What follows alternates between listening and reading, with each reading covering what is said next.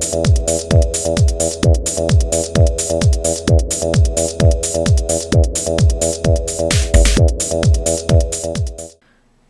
there folks, today I'd like to take a casual peek into the Thor The Mighty Avenger Invasion Frost Giant action figure.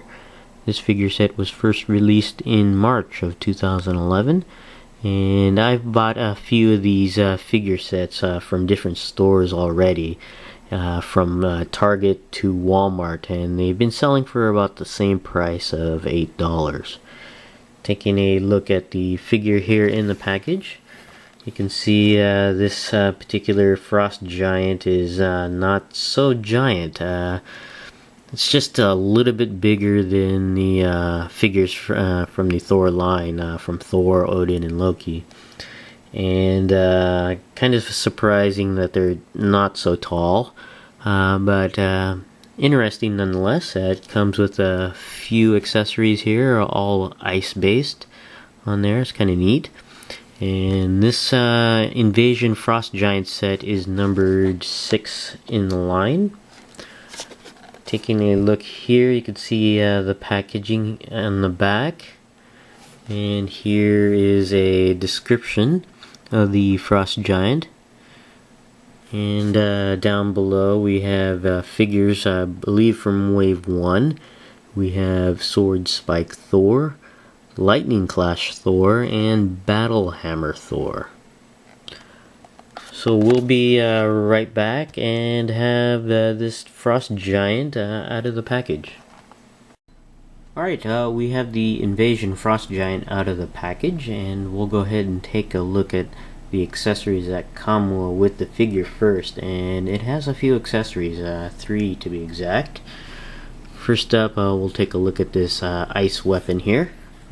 It's actually kind of neat. The weapon part of the, I guess this is an ice club right here, is made of a translucent clear to bluish color on there.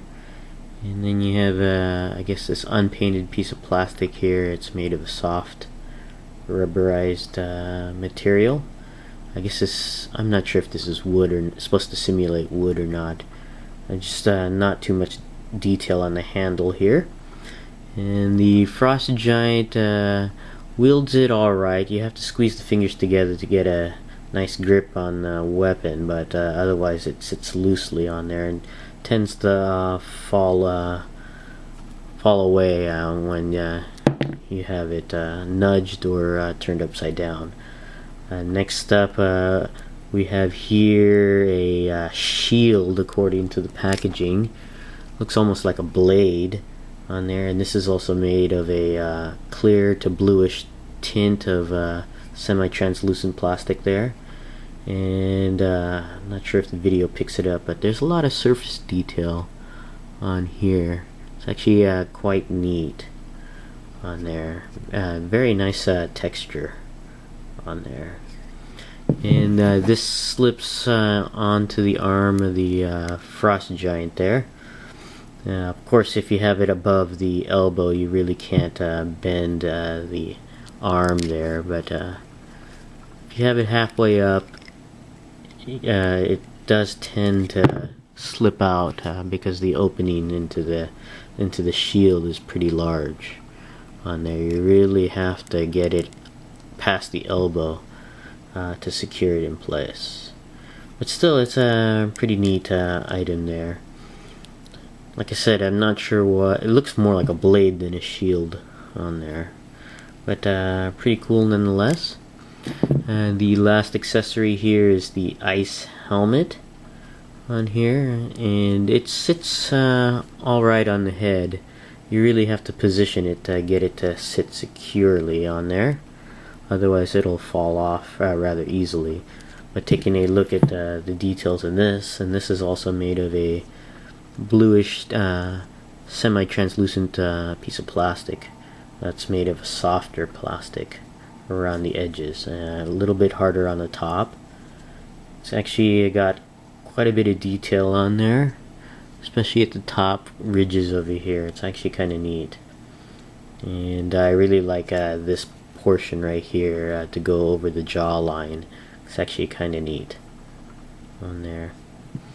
Taking a look at the frost giant itself, it's actually rather interesting. Not too terribly tall for a giant. I'll just do a size comparison with my Thor here, and you can see he's not too much taller. He's about a head and a half taller than the Thor or Odin or Loki figure. So he's really a frost not so tall instead of a frost giant. I don't know if this is going to be size accurate scale wise in the movie. I'm not sure why they would be called frost giants if they're not that tall, but still, it's an interesting figure. It's very detailed. You can take a look at some of the details of this frost not so tall here, and so got a very nice sculpt, very detailed sculpt, especially at the head. And you got this I guess this is a piece of armor that wraps around from the back of the head and comes out to the front, and the face detail is pretty nice. He's got a nice menacing scowl on his face. On there, he's got these I guess tattoo-like patterns at the top of the head here, and also throughout his body here. And it's actually pretty neat. It's got this bluish, I guess not paint, but plastic mold, but then it's got some frost-like highlights. I don't know if the video picks it up on there, so it's kind of neat. And you got some more of the details on these pieces of armor that's throughout the body of this figure.